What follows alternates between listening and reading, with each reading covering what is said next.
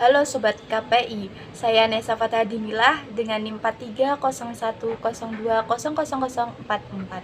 Saya ingin memaparkan hasil analisis saya tentang berita yang melanggar kode etik jurnalistik. Kali ini saya mengambil berita dari detik.com dengan judul terungkapnya detik-detik pembunuhan sadis bidan Sweta di Semarang. Berita ini dimuat pada tanggal 8 April 2022. Pada berita ini penulis menuliskan awal pertemuan pelaku dengan korban.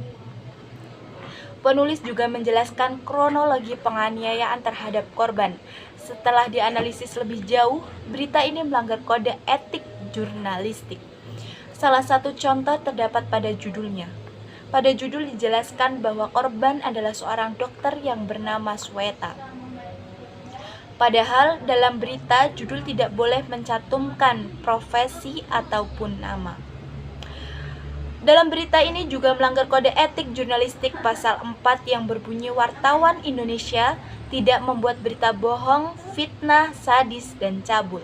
Berkaitan pada tafsiran poin C, berarti kejam dan tidak mengenal belas kasihan.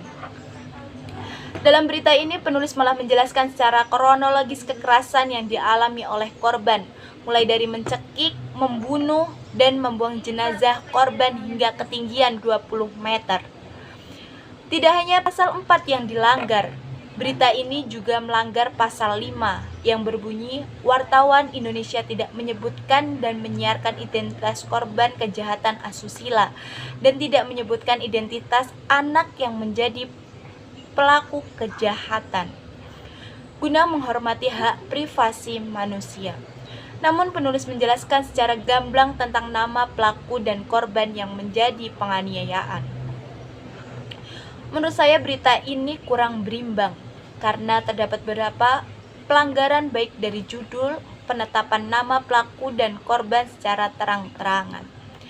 Adapun landasan Al-Quran dalam surat Al-Hujurat ayat 6 yang artinya, hai orang-orang yang beriman, jika datang kepadamu orang fasik membawa suatu berita, maka periksalah dengan teliti, agar kamu tidak menimpakan suatu musibah kepada suatu kaum tanpa mengetahui keadaannya, yang menyebabkan kamu menyesal atas perbuatan itu.